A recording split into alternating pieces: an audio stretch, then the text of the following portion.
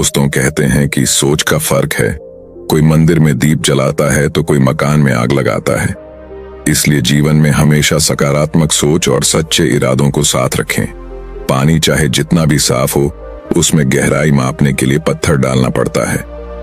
ठीक वैसे ही इंसान के दिल की गहराई उसके काम और व्यवहार से पता चलती है। दोस्तों, कभी भी उन लोगों को मत भूलिए जिन्होंने आपकी मदद तब की हो जब किसी ने आपकी तरफ देखना भी जरूरी नहीं समझा। क्योंकि सच्चाई और अच्छाई की हमेशा पहचान होती है, चाहे देर से ही सही। जीवन में सफल वही होता है जो न केवल मेहनत करता है, बल्कि हार का सामना करने के बाद भी उठ खड़ा होता है। दोस्तों, आज हम आपको एक ऐसी प्रेरणादायक कहानी सुनाने जा रहे हैं जो आपके दिल और दिमाग दोनों को छू जाएगी और आपकी सोच को एक नया दृष्टिकोण देगी।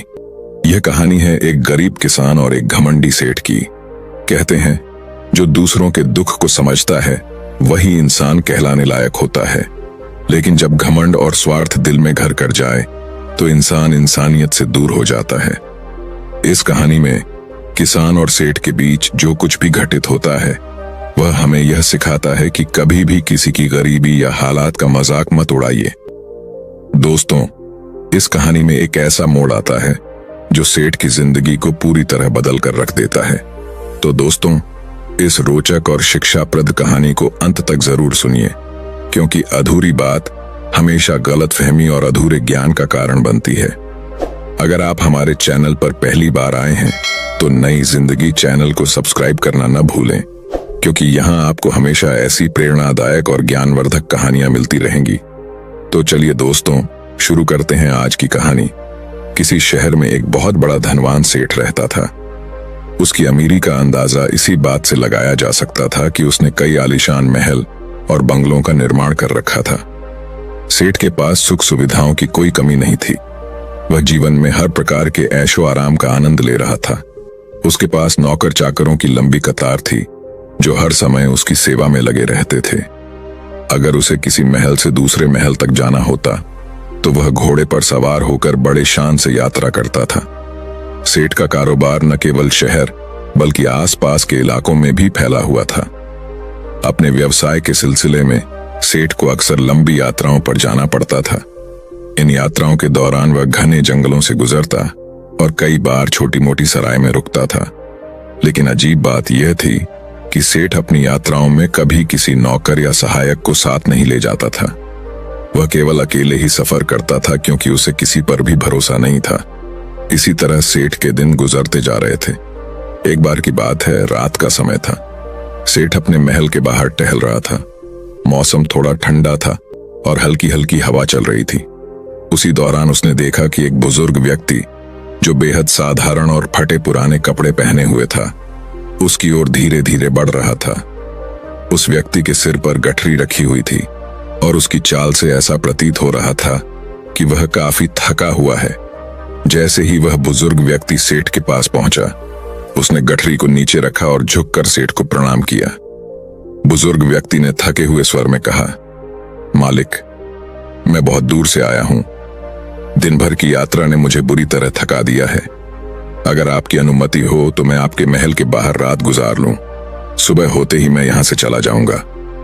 सेठ ने उसकी बात सुनकर कठोर स्वर में जवाब दिया, यह महल कोई धर्मशाला नहीं है। यहां किसी को भी रुकने की अनुमति नहीं दी जा सकती। दोस्तों, बुजुर्ग व्यक्ति ने हाथ जोड़कर कहा, मुझे महल के अंदर नहीं रुकना। मैं सिर्फ बाहर खुले में पड़ा रहूंगा। मुझे किसी भी चीज की आवश्यकता नहीं है। कृपया मेरी थोड़ी मदद कर दीजिए। सेठ ने फिर घमंड में कहा, हम तुम्हें कैसे भरोसेमंद मान सकते हैं? अगर रात के समय तुमने कोई कीमती सामान चुरा लिया तो कौन जिम्मेदार होगा? मुझे तुम्हारी निगरानी के लिए किसी आदमी को तैनात करना पड़ेगा। बुजुर्ग व्यक्ति ने दुखी होकर कहा, मालिक, मैं बहुत गरीब और असहाय हूं। मेरे पास चुराने के लिए कुछ भी नहीं है। मैं सिर्फ एक रात की छांव मांग रहा हूं। लेकिन सेठ को उस पर बिल्कुल भी दया नहीं आई। उसने तीखे स्वर में कहा, तुम यहां नहीं रुक सकते। मुझे तुम्हारी कही किसी बात पर विश्वास नहीं है। सेठ के कड़े शब्द सुनकर बुजुर्ग व्यक्ति चुपचाप अपने गठरी को उठाने लगा। उसका शरीर पहले से ही थका हुआ था। भारी गठरी उठाते समय उसकी पीठ झुक गई आसमान में घने बादल छा गए थे। अंधेरा घना हो चुका था और हल्की बूंदाबांदी शुरू हो गई थी। बुजुर्ग व्यक्ति ने धीरे धीरे कदम बढ़ाए। उसका मन सेठ की कठोरता से बहुत आहत हो चुका था। वह सोच रहा था कि इस शहर में दयालुता और इंसानियत का कोई स्थान नहीं है। चलते चलते उसकी थकी हुई टांगें कांपने लगीं। ऊपर से मौसम बिगड़ता जा रहा था। तेज आंधी और मूसलाधार बारिश का डर अब साफ महसूस हो रहा था।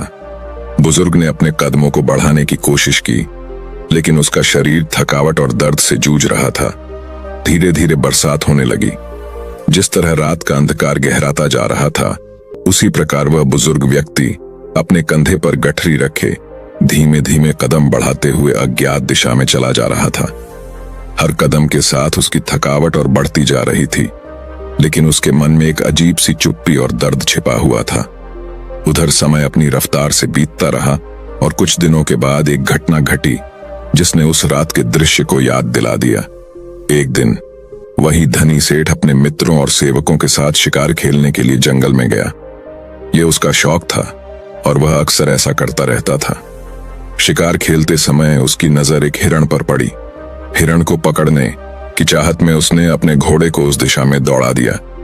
घोड़े की गति तेज थी और सेठ का ध्यान केवल हिरण पर था, लेकिन हिरण बहुत चालाकी से जंगल के भीतर छिप गया। हिरण का पीछा करते करते सेठ अपने साथियों से काफी आगे निकल चुका था। जंगल इतना घना था कि आसमान तक देखना मुश्किल हो गया। चारों ओर पेड़ों की भरमार और सन्नाटे ने सेठ को धीरे धीरे घबरा दिया। उसे यह एहसास ही नहीं हुआ कि वह अपनी टोली से बिछुड़ चुका है। घने जंगल में रास्ता भूलने के बाद उसने कई घंटे इधर उधर भटकने की कोशिश की। दिन ढलने लगा और रात का सन्नाटा गहराने लगा। आसमान में घने बादल छा गए और थोड़ी देर बाद तेज बारिश शुरू हो गई। बारिश के साथ साथ तेज आंधी ने जंगल का वातावरण और भयावह बना दिया। सेठ ने बारिश से बचने के लिए एक बड़े पेड़ के नीचे शरण ली, लेकिन आंधी इतनी तेज थी कि कई पेड़ों की शाखाएं टूटकर गिरने लगीं। अंधकार इतना गहरा हो गया था कि सेठ को अपना ही हाथ नजर नहीं आ रहा था। आंधी के तेज झोंकों से डरकर उसका घोड़ा भी बेतहाशा इधर उधर भागने लगा। सेठ अपने घोड़े को रोकने की कोशिश कर रहा था, लेकिन थकावट और कमजोरी के कारण उसमें इतनी ताकत नहीं बची थी। कुछ देर बाद घोड़ा पूरी तरह से उसकी नजरों से ओझल हो गया। बारिश के कम होने और आंधी थमने के बाद वातावरण थोड़ा शांत हो गया। धूल और मिट्टी जो चारों ओर उड़ रही थी, बारिश के कारण नीचे बैठ गई। आसमान में हल्की हल्की चांदनी झांकने लगी। सेठ ने चारों ओर नजर घुमाई, लेकिन उसका घोड़ा कहीं नहीं दिखा। वह घोड़ा सेठ का सबसे प्रिय था। उसने उसे 5,000 रुपए में खरीदा था और उसे पालने में कभी कोई कमी नहीं छोड़ी थी। सेठ के मन में गहरा दुख और निराशा भर गई। वह समझ नहीं पा रहा था कि अब वह क्या करे और अपने घर कैसे पहुंचे। कहते हैं, सवेरा होने से पहले रात सबसे ज्यादा अंधेरी हो जाती है। ठीक उसी तरह किसी भी समस्या के हल होने से पहले निराशा और परेशानियां चरम पर होती हैं। उसी निराशा के क्षण में सेठ ने दूर से एक आकृति को अपनी ओर आते हुए देखा। पहले तो सेठ घबरा गया। उसे लगा कि कहीं यह व्यक्ति कोई डाकू या चोर ना हो जो उसे लूटने के इरादे से आ रहा हो। लेकिन जैसे ही वह व्यक्ति पास आया, उसने विनम्रता से नमस्कार किया और मुस्कान के साथ सेठ को संबोधित किया। उसकी मुस्कान और सौम्यता ने सेठ के मन में उठ रहे डर को खत्म कर दिया। उस अजनबी ने हंसते हुए कहा, मालिक, आप इतने परेशान क्यों लग रहे हैं? क्या आप रास्ता भटक गए हैं या किसी मुसीबत में फंस गए हैं? सेठ ने राहत की सांस लेते हुए अपनी पूरी कहानी उसे सुना दी। उसने बताया कि कैसे वह शिकार के दौरान अपने साथियों से बिछुड़ गया, कैसे घना जंगल और तेज बारिश ने उसे बेबस कर दिया और कैसे उसका प्रिय घोड़ा भी उससे दूर हो गया। उस व्यक्ति ने पूरी बात ध्यान से सुनी और सहानुभूति भरे स्वर में कहा, मालिक, चिंता मत कीजिए, मैं आपको अपने घर ले चलता हूं। वहां आप आराम कर सकते हैं। ये जंगल मेरा अपना है। मैं यहाँ के हर कोने से परिचित हूं। आप मेरे साथ चलिए।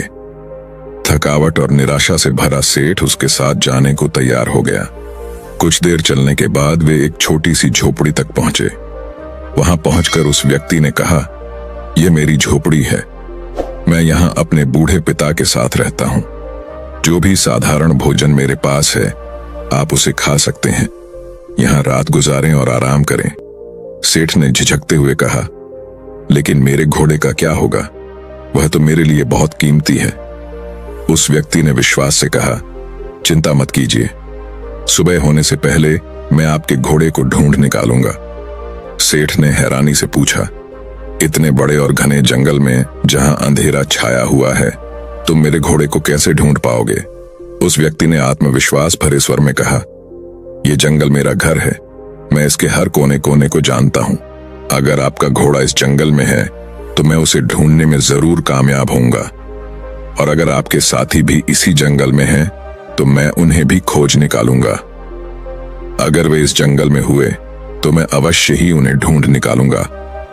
इस उत्तर को सुनकर सेठ के दिल को गहरी राहत मिली। उसकी थकी हुई आत्मा को जैसे उम्मीद का एक सहारा मिल गया।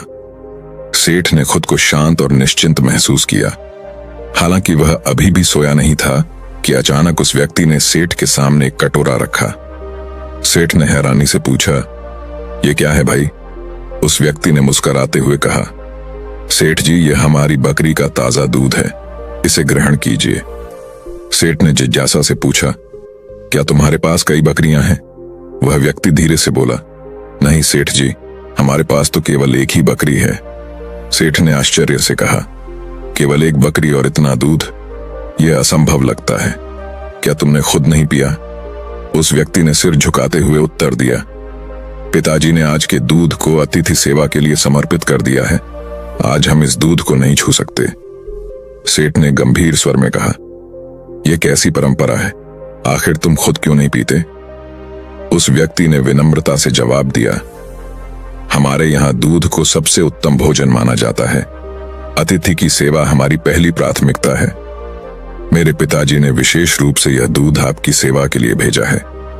सेठ ने उसकी उदारता से प्रभावित होकर कहा, तुम तो सच में देवता समान हो। उस व्यक्ति ने मुस्कुराते हुए उत्तर दिया, सेठ जी, देवता होना तो बहुत दूर की बात है, हम तो इंसानियत को भी पूरी तरह अपनाने में असमर्थ हैं। उसकी विनम्रता से सेठ का दिल भर आया। उसने कहा, नहीं भाई, तुम में मानवता कूट कूट कर भरी हुई है। बातें करते करते सेठ की आंख लग गई, लेकिन वह व्यक्ति जो अतिथि सेवा को सबसे बड़ा धर्म मानता था, चुपचाप उठा। उसने एक मशाल अपने हाथ में ली और घोड़े को ढूंढने के लिए अंधेरे जंगल की ओर निकल पड़ा। पूरी रात उसने घोड़े को खोजने में बिता दी। सुबह के करीब उसने जंगल के एक कोने में सेठ का घोड़ा ढूंढ निकाला। जब वह घोड़े को लेकर अपनी झोपड़ी लौटा तो उसकी मां ने तुरंत उठकर घोड़े के लिए चारा डालना शुरू कर दिया। वह जानती थी कि जंगल से लौटे हुए घोड़े को भूख और थकावट होगी। हालांकि घोड़ा घास चरकर लौटा था, फिर भी उसकी मां ने घोड़े की सेवा को अतिथि सेवा का हिस्सा माना। सुबह जब सेठ जागा तो उसने देखा कि उसका प्रिय घोड़ा चारा खा रहा है। वह व्यक्ति उसके सामने हाथ जोड़कर खड़ा था और कह रहा था, ईश्वर ने हमारी लाज रख ली। सेठ ने पूछा, क्या मतलब, कैसे? वह व्यक्ति बोला, सेठ जी, आपका घोड़ा सकुशल मिल गया। अगर वह जंगल में और गहराई में चला जाता तो शेर या कोई और जानवर उसे अपना शिकार बना लेता। यह सुनकर सेठ का हृदय कृतज्ञता से भर गया। उसने बार बार उस व्यक्ति को धन्यवाद दिया। इसी बीच उस व्यक्ति की मां ने फिर से सेठ के लिए दूध का कटोरा भेजा। सेठ ने दूध पी लिया और घर लौटने की इच्छा प्रकट की।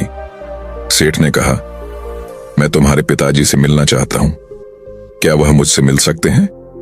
वह युवक बोला, पिताजी इस समय आराम कर रहे हैं, मैं उन्हें बुलाने जाता हूं। वह युवक अपने पिता के पास गया जो बिस्तर पर लेटे हुए थे। युवक ने धीरे से कहा, पिताजी, अतिथि महाशय आपसे मिलना चाहते हैं। उसके पिता ने अपनी आंखें बंद रखते हुए पूछा, क्यों मिलना चाहते हैं? युवक ने उत्तर दिया, वे आपकी उदारता और सेवा के लिए आपको धन्यवाद देना चाहते हैं। पिता ने गहरी सांस लेते हुए कहा, बेटा, उनसे कहना कि कुछ दिन और यहां ठहर जाएं। युवक ने कहा, पिताजी, मैंने उन्हें यही सुझाव दिया था, लेकिन वह तैयार नहीं हुए। दोस्तों, पिता ने थोड़ी देर शांत रहकर कहा, अच्छा, तो उन्हें उनके घर तक छोड़ आओ। फिर युवक ने सिर हिलाते हुए कहा, ठीक है, लेकिन पिताजी, वे जाने से पहले आपसे मिलना चाहते हैं। पिता ने गहरी आवाज में कहा, बेटा, यह ठीक रहेगा कि मैं उनसे न मिलूं। पिता के इस उत्तर को सुनकर युवक थोड़ा चौंक गया।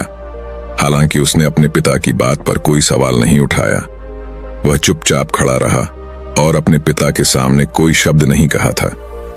आज वह अपने पिता को इस प्रकार देखने लगा जैसे उसकी आंखों में कोई सवाल लिख दिया गया हो। वह बिना कुछ कहे अपने पिता की ओर आश्चर्य भरी निगाहों से देख रहा था। पिता ने पुत्र की आंखों में झलक रहे प्रश्न को पढ़ लिया। मुस्कुराते हुए उन्होंने बेटे को धीरे धीरे समझाते हुए कहा, बेटा, शायद तुम यह पूछना चाहते हो कि मैं अतिथि से मिलने से क्यों बच रहा हूं और उसका ऐसा सम्मानजनक आदर क्यों नहीं कर रहा जैसा कि वह योग्य है। दोस्तों, पुत्र ने विनम्रता से कहा, पिताजी, मैं सच में यह बात समझ नहीं पा रहा हूं। आपके इस व्यवहार में मुझे सत्कार के स्थान पर अनादर झलकता है। पिता ने हंसते हुए कहा, बेटे, यह अनादर नहीं बल्कि आदर का ही एक रूप है। मेरी यह चुप्पी अतिथि के प्रति गहरा सम्मान प्रकट करती है। पुत्र ने आश्चर्यचकित होकर कहा, पिताजी, यह कैसी बात है? मैं इस अनादर में आदर की भावना को समझने में असमर्थ हूं। कृपया इसे स्पष्ट करें। पिता ने धीरे से जवाब दिया, बेटा, यह एक साधारण सी घटना है जिसे बताने का कोई महत्व नहीं है, लेकिन यदि तुम इसे जानना ही चाहते हो तो सुनो। दोस्तों, पिता ने थोड़ा रुककर कहा, अतिथि से कह देना कि मैं बूढ़ा और बीमार हूं। मेरे स्वास्थ्य ने मुझे बिस्तर से उठने की अनुमति नहीं दी, इसलिए मैं उससे मिलने में असमर्थ हूं। यह ना बताना कि मैं जानबूझकर उनसे दूर रहना चाहता था। पुत्र ने सिर झुकाते हुए कहा, पिताजी, मैं आपकी बात अतिथि तक पहुंचा दूंगा, लेकिन मुझे यह ठीक नहीं लगता कि आप उनसे न मिलें। वह आपको अपना आदर्श मान रहे हैं। पिता ने शांत स्वर में कहा, बेटा, यही ठीक रहेगा। कभी कभी आदर दूर से ही किया जाता है। पुत्र ने अपने पिता का संदेश सेठ तक पहुंचा दिया। इसे सुनकर सेठ ने गहरी सांस ली और भावुक होकर कहा, ऐसे पवित्र स्थान पर आकर मैं उस महापुरुष को देखे बिना वापस कैसे जा सकता हूं, जिनके घर में भटके हुए को राह दिखाई जाती है, जहां अजनबियों को ऐसे स्वागत और सत्कार से नवाजा जाता है कि वे खुद को सम्मानित महसूस करें। ऐसे परिवार को देखकर ही मेरा जीवन धन्य हो जाएगा। पुत्र ने सेठ का संदेश अपने पिता तक पहुंचाया। यह सुनने के बाद बुजुर्ग को अपने कमरे से बाहर आना ही पड़ा। जैसे ही वह बाहर आए, सेठ ने उन्हें देखते ही पहचान लिया। उसकी आंखें आश्चर्य से फैल गईं। ये वही बुजुर्ग थे जो कुछ दिन पहले सेठ के महल के सामने गठरी उठाए खड़े थे और एक रात के लिए आश्रय मांग रहे थे। सेठ की आंखों के सामने वह घटना एक बार फिर जीवंत हो उठी। उसे याद आया कि उसने किस तरह उस बुजुर्ग को दुत्कारा था और यहां तक कि चोर तक कह दिया था। सेठ का दिल ग्लानि से भर गया। उसने अपने दोनों हाथ जोड़कर बुजुर्ग के सामने क्षमा याचना की। बुजुर्ग ने शांत स्वर में कहा, सेठ जी, क्षमा मांगने की कोई आवश्यकता नहीं है। मैं आपको उस घटना की याद दिलाना ही नहीं चाहता था, परंतु आपके आग्रह के कारण मुझे बाहर आना पड़ा। यदि इस घटना से आपको कोई दुख पहुंचा है तो मुझे ही आपसे क्षमा मांगनी चाहिए। सेठ ने भावुक होकर कहा, आपका व्यक्तित्व तो अद्वितीय है। आप वास्तव में देवता समान हैं। आपकी यह झोपड़ी महलों से भी ऊंची है, क्योंकि यहां सच्ची मानवता का वास है। इतना कहकर सेठ बुजुर्ग के चरणों में गिर पड़ा। उसके आंखों से पश्चाताप के आंसू बहने लगे। उसके फड़फड़ाते होंठ मानो यही कह रहे थे, आपकी इस झोपड़ी ने मेरी सोच और मेरे हृदय को बदल कर रख दिया है। इस घटना के बाद सेठ अपने घर लौटा। वह पूरी तरह से बदल चुका था। अब वह गरीबों और जरूरतमंदों की सेवा में अपना समय और धन लगाने लगा।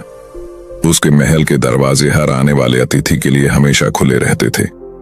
जो पहले पत्थर दिल सेठ था, वह अब दया, करुणा और मानवता से भर गया था। उसका कठोर हृदय पूरी तरह से पिघल चुका था। दोस्तों, इस कहानी का निष्कर्ष यह है कि मानवता और दया से बढ़कर इस संसार में कोई गुण नहीं है। धन और ऐश्वर्य का मोल तभी है जब उसका उपयोग दूसरों की भलाई और सेवा में किया जाए। कहानी हमें यह सिखाती है कि सच्ची महानता बाहरी वैभव में नहीं, बल्कि भीतर की उदारता और करुणा में निहित होती है।